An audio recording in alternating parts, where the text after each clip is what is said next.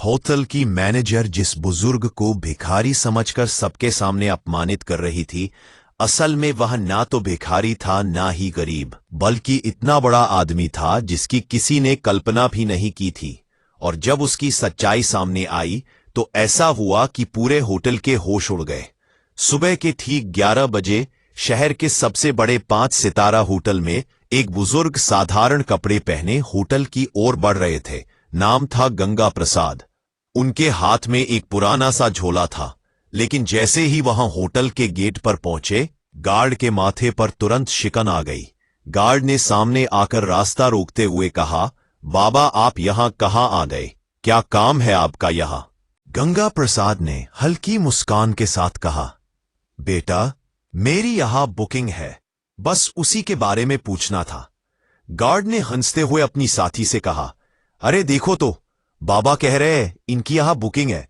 Guard ने फिर गंगा प्रसाद से कहा, बाबा देखो आपसे जरूर कोई गलती हुई है, शायद आपको किसी ने गलत पता दे दिया है, क्योंकि यह होटल बहुत ही लग्जरी है। बड़े बड़े बाबू लोग आते हैं यहां, कोई आम आदमी इसको अफोर्ड नहीं कर सकता। इतने में होटल की रिसेप्शनिस्ट राधा कपूर ने यह बातचीत सुन ली। उसने अपनी नजरें गंगा प्रसाद पर डाली, सिर से पांव तक उन्हें देखा और होठों पर हल्की मुस्कान तैर गई। वह मुस्कान स्वागत की नहीं बल्कि ताने और उपेक्षा की थी। राधा ने कहा, बाबा मुझे नहीं लगता कि आपकी कोई बुकिंग इस होटल में होगी। यह होटल बहुत महंगा है, शायद आप गलत जगह आ गए हैं। गंगा प्रसाद ने उसी सहजता से जवाब दिया, बेटी एक बार चेक तो कर लो, शायद मेरी बुकिंग यही हो। राधा ने लापरवाही से कंधे उचकाए और कहा, ठीक है बाबा, इसमें समय लगेगा, आप वेटिंग एरिया में जाकर बैठ जाइए। गंगा प्रसाद ने सिर हिलाया और धीरे धीरे वेटिंग एरिया की ओर बढ़े। लॉबी में मौजूद कई गेस्ट उन्हें अजीब नजरों से घूर रहे थे। किसी ने धीरे से कहा, लगता है मुफ्त का खाने आया है कोई, और बोला, इसकी तो औकात भी नहीं है कि यहां का एक गिलास पानी भी खरीद सके। गंगा प्रसाद ने यह सब सुना, लेकिन वे चुप रहे। वह कोने में रखी एक कुर्सी पर बैठ गए, झोला जमीन पर रखा और दोनों हाथ छड़ी पर टिकाकर खामोश बैठे रहे। लॉबी का माहौल अजीब हो चुका था। लोग चाय और कॉफी की चुस्कियां लेते हुए उन्हीं की तरफ इशारा करके बातें बना रहे थे। किसी छोटे बच्चे ने अपनी मां से मासूमियत से पूछा, मम्मी यह बाबा यहां क्यों बैठे हैं? ये तो होटल वाले जैसे नहीं दिखते। मां बच्चे से बोली, बेटा सब किस्मत की मार है, जब किस्मत साथ ना दे तो हर किसी की सुननी पड़ती है। इसी बीच राधा फिर से वहां से गुजरी। उसने अपने साथी स्टाफ से कहा, पता नहीं मैनेजर साहब क्या कहेंगे, ऐसे लोगों को यहां बैठाना भी रिस्क है, होटल की इमेज खराब हो रही है। साथी ने हंसते हुए कहा, कोई बात नहीं, कुछ देर बाद यह खुद ही उठकर चला जाएगा। गंगा प्रसाद ये सब सुन रहे थे, पर वह एक शब्द ना कह सके। वह सिर्फ इंतजार कर रहे थे कि कोई उनकी बात सुने। 1 घंटे तक वह यूं ही बैठे रहे, कभी घड़ी देखते, कभी रिसेप्शन की तरफ नजर डालते। उन्हें उम्मीद थी कि कोई आएगा और कहेगा, हां बाबा आपकी बुकिंग है, लेकिन ऐसा नहीं हुआ। गंगा प्रसाद ने धीरे से कुर्सी का सहारा लिया और खड़े हो गए। उन्होंने रिसेप्शन की तरफ देखा और कहा, बेटी अगर तुम व्यस्त हो तो अपने मैनेजर को बुला दो, मुझे उनसे भी कुछ जरूरी बात करनी है। राधा ने मन ही मन सोचा, अब इसे मैनेजर से भी मिलना है। फिर अनमने ढंग से फोन उठाया और होटल मैनेजर विक्रम खन्ना को कॉल लगाया। उसने कहा, सर एक बुजुर्ग आपसे मिलना चाहते हैं। विक्रम ने दूर से गंगा प्रसाद को देखा और फोन पर हंसते हुए कहा, क्या ये हमारे गेस्ट हैं या बस ऐसे ही चले आए हैं? मेरे पास अभी टाइम नहीं है, इन्हें बैठने दो, थोड़ी देर में खुद चले जाएंगे। राधा ने वही आदेश दोहराया और गंगा प्रसाद को और थोड़ी देर बैठने का आदेश दिया। गंगा प्रसाद ने गहरी सांस ली और फिर से उसी कोने की कुर्सी पर बैठ गए।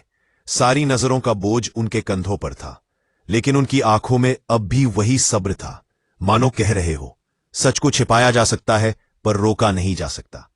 लॉबी में गंगा प्रसाद अब भी बैठे थे। समय धीरे धीरे बीत रहा था, लेकिन उनके लिए हर मिनट किसी पहाड़ की तरह भारी हो रहा था। इसी बीच रिसेप्शनिस्ट राधा कपूर दोबारा उनके पास आई। उसने रूखी आवाज में कहा, बाबा आपको थोड़ा और इंतजार करना पड़ेगा, मैनेजर साहब अभी भी बिजी हैं। गंगा प्रसाद ने मुस्कुराकर सिर हिलाया और बोले, ठीक है बेटी, मैं इंतजार कर लूंगा। उसी समय होटल का मैनेजर विक्रम खन्ना अपने केबिन में बैठा हुआ किसी विदेशी क्लाइंट से फोन पर बातें कर रहा था। उसके चेहरे पर घमंड साफ झलक रहा था। फोन रखते ही रिसेप्शन से राधा का दोबारा कॉल आया।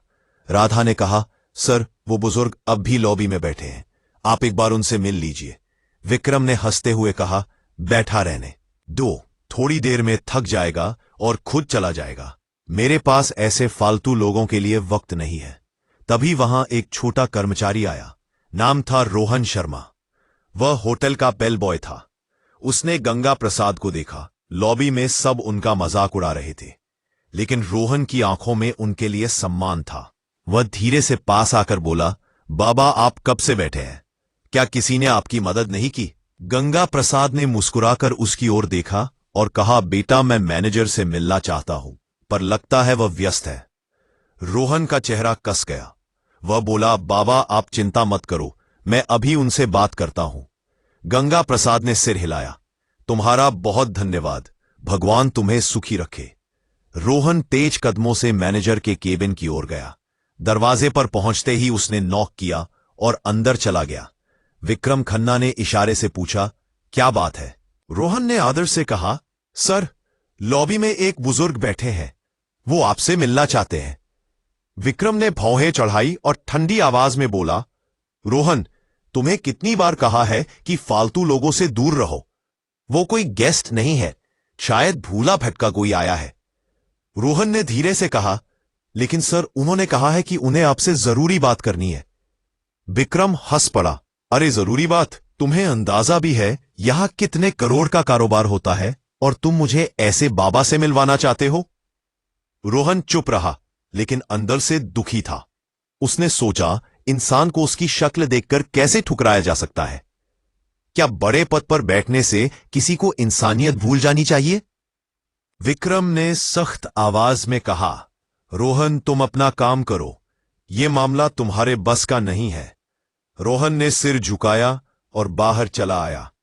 लॉबी में लौटते ही उसने गंगा प्रसाद की ओर देखा। उनकी आंखों में धैर्य अब भी था। रोहन उनके पास बैठ गया और बोला, बाबा, मैंने कोशिश की, लेकिन मैनेजर साहब अभी नहीं मिलना चाहते। गंगा प्रसाद ने मुस्कुराकर उसके कंधे पर हाथ रखा और बोले, कोई बात नहीं बेटा, तुमने कोशिश की, यही मेरे लिए काफी है। रोहन की आंखें भर आई। उसे महसूस हुआ कि ये बुजुर्ग कोई आम इंसान नहीं है। उनकी सादगी में एक अजीब सी ताकत छिपी थी। लॉबी का माहौल अब और भी भारी हो चुका था। लोगों के ताने और ठहाके, गंगा प्रसाद की खामोशी और रोहन की बेचैनी सब मिलकर एक अजीब तस्वीर बना रहे थे।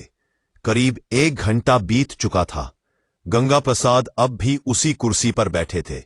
उन्होंने धीरे से आंखें बंद की और सोचा, धैर्य रखना ही असली ताकत है।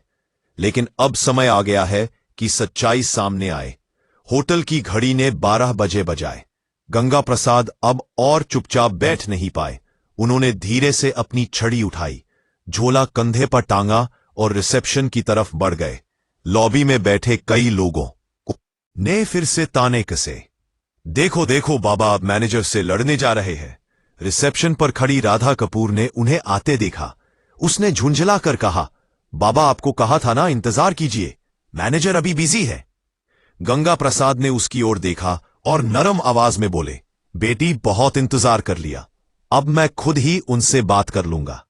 इतना कहकर गंगा प्रसाद सीधा मैनेजर विक्रम खन्ना के केबिन की ओर बढ़े। लॉबी में खामोशी छा गई। सबकी नजरें उसी तरफ टिक गई। हर कोई देखना चाहता था कि आगे क्या होने वाला है। जैसे ही गंगा प्रसाद ने केबिन का दरवाजा खोला, विक्रम अपनी घूमने वाली कुर्सी पर अकड़ के साथ बैठा था। उसने भौहें चढ़ाते हुए कहा, हाँ बाबा, बताइए, इतना शोर क्यों मचा रखा है? क्या काम है आपको? गंगा प्रसाद ने धीरे से झोला खोला और उसके अंदर से एक लिफाफा निकाला। उसे आगे बढ़ाते हुए बोले, यह मेरी बुकिंग और होटल से जुड़ी कुछ डिटेल है, कृपया एक बार देख लीजिए। विक्रम ने हंसते हुए लिफाफा हाथ में लिया, लेकिन खोले बिना ही टेबल पर पटक दिया। उसकी हंसी में अहंकार साफ झलक रहा था। उसने कहा, बाबा, जब किसी इंसान की जेब में पैसे नहीं होते हैं तो उसे बुकिंग जैसी बड़ी बड़ी बातें करना बिल्कुल बेकार है। मुझे आपके जैसे लोगों की शक्ल देखकर ही पता चल जाता है कि आपके पास कुछ नहीं है। यह होटल आपके बस का नहीं है। बेहतर होगा आप यहां से चले जाएं। गंगा प्रसाद ने उसकी आंखों में देखा। उनकी आवाज अब गहरी और गंभीर हो चुकी थी। उन्होंने कहा, बेटा, बिना देखे कैसे तय कर लिया? एक बार इन कागजों को देख तो लो। सच्चाई अक्सर वैसी नहीं होती जैसी दिखती है। विक्रम कुर्सी पर पीछे झुक गया और जोर से हंसते हुए बोला, बाबा, मुझे किसी कागज को देखने की जरूरत नहीं है। मैं सालों से इस होटल को संभाल रहा हूं। लोगों की शक्ल देखकर ही पहचान लेता हूं कि किसकी क्या औकात है। आपकी शक्ल कहती है आपके पास कुछ भी नहीं है। यह सुनकर लॉबी में बैठे कुछ गेस्ट भी हंसने लगे। गंगा प्रसाद ने गहरी सांस ली, लिफाफा टेबल पर रखा और शांत स्वर में बोले, ठीक है, जब तुम्हें यकीन नहीं है तो मैं चला जाता हूं, लेकिन याद रखना, जो तुमने आज किया है उसका नतीजा तुम्हें भुगतना पड़ेगा। इतना कहकर उन्होंने दरवाजे की ओर कदम बढ़ाए। पीछे बैठे गेस्ट फुसफुसाए, वाह, मैनेजर ने सही किया। ऐसे लोगों को यही सबक मिलना चाहिए। गंगा प्रसाद होटल से बाहर निकल गए। उनकी धीमी चाल और झुकी हुई कमर ने पूरे स्टाफ के बीच एक अजीब सा सन्नाटा छोड़ दिया। लेकिन विक्रम अपनी कुर्सी पर बैठा मुस्कुराता रहा। उसके चेहरे पर गर्व और तिरस्कार का मिलाजुला भाव था। इसी बीच बेल बॉय रोहन शर्मा उस लिफाफे की तरफ बढ़ा। उसने धीरे से उसे उठाया और चुपचाप अपने सर्वर कंप्यूटर की ओर चला गया। कंप्यूटर स्क्रीन पर उसने लॉग इन किया और फाइलें खोलना शुरू किया। लिफाफे में लिखी डिटेल्स के आधार पर उसने होटल का पुराना रिकॉर्ड खंगाला। कुछ ही देर में उसकी आंखें चौड़ी हो गई। स्क्रीन पर जो जानकारी थी उसने रोहन को हिलाकर रख दिया। रिकॉर्ड में साफ लिखा था, गंगा प्रसाद होटल के 65% शेयर होल्डर, संस्थापक सदस्य। रोहन की सांसें तेज हो गई। उसने फौरन प्रिंटर से रिपोर्ट निकाली। कागज हाथ में लिए वह भागता हुआ मैनेजर के केबिन में पहुंचा। अंदर विक्रम अब भी किसी क्लाइंट से फोन पर बात कर रहा था। रोहन ने धीरे से कहा, सर, ये रिपोर्ट देखिए। ये वही बुजुर्ग हैं जो यहां आए थे। ये हमारे होटल के असली मालिक हैं। विक्रम ने फोन रखते हुए रोहन की तरफ देखा और भौहें चढ़ा ली। रोहन, तुम्हें कितनी बार कहा है, मुझे ऐसे लोगों की रिपोर्ट्स में दिलचस्पी नहीं है। यह सब फालतू बातें हैं। रोहन ने फिर कोशिश की, लेकिन सर, यह रिपोर्ट साफ बताती है कि गंगा प्रसाद हमारे होटल के मालिक है। अगर हमसे कोई गलती हो गई है तो विक्रम ने बीच में ही बात काट दी। उसने रिपोर्ट को अपनी तरफ सरकाकर देखा, फिर बिना पढ़े ही उसे वापस रोहन की ओर धकेल दिया। उसकी आवाज में अहंकार पहले से और ज्यादा था। उसने कहा, मुझे यह सब बकवास नहीं चाहिए। तुम्हें मैंने कहा है ना, अपना काम करो। यह होटल मेरी मैनेजमेंट स्किल से चलता है, किसी पुराने बाबा की दान दक्षिणा से नहीं। रोहन हैरान रह गया। उसके चेहरे पर गहरी बेचैनी थी। वह रिपोर्ट हाथ में लेकर वापस निकल गया। लॉबी में आते ही उसने गंगा प्रसाद को याद किया। उनकी आंखों की गहराई, उनका धैर्य। उसे लगा यह मामला अब सिर्फ होटल तक सीमित नहीं है, यह इंसानियत की परीक्षा है।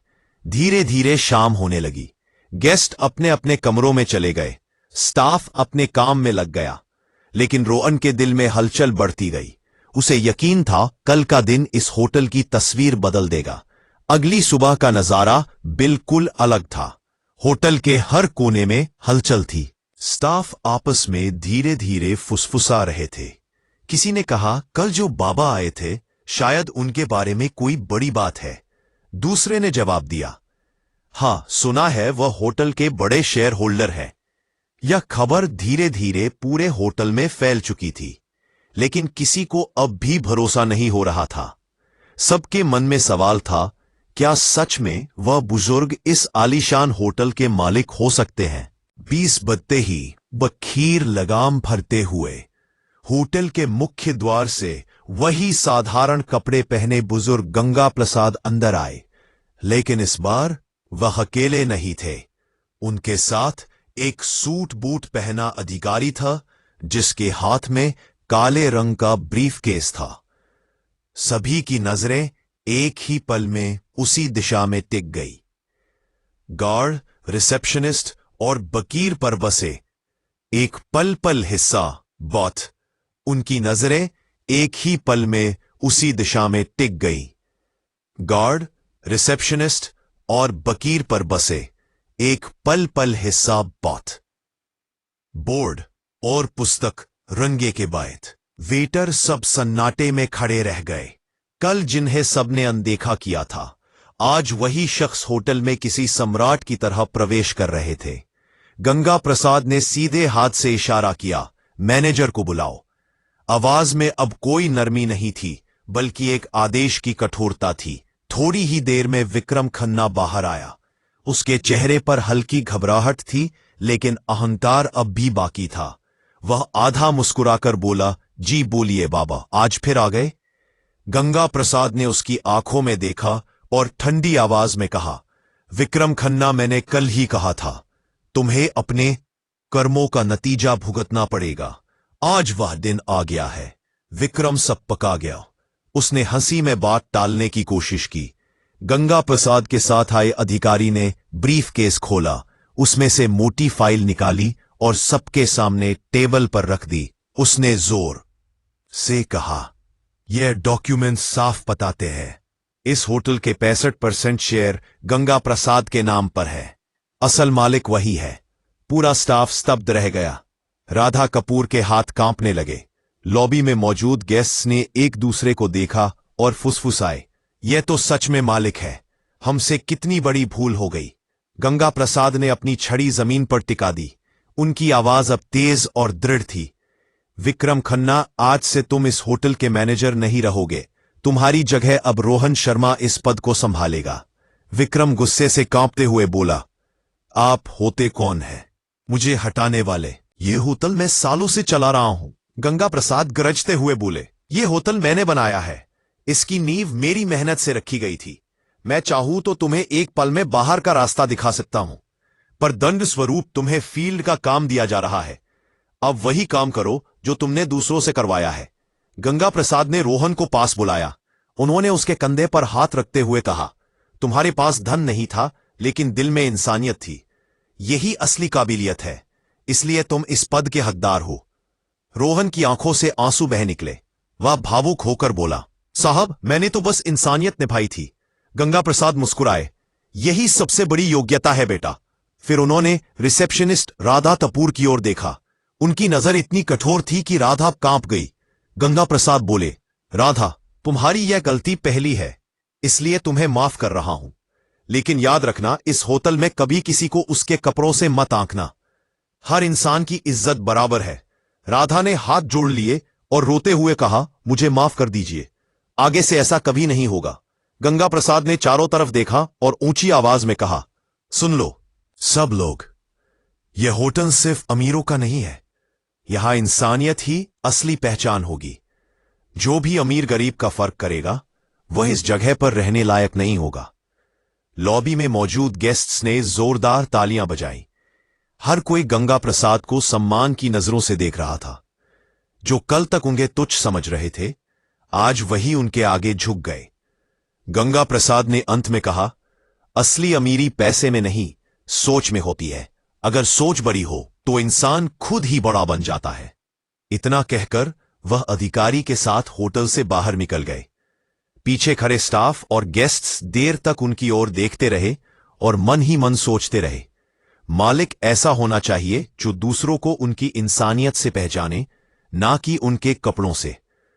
उस दिन के बाद होटल का माहौल पूरी तरह बदल गया। स्टाफ अब हर गेस्ट के साथ सम्मान से पेश आता। लोग कहते, गंगा प्रसाद ने सिर्फ होटल नहीं बनाया, बल्कि इंसानियत की नींव भी रखी।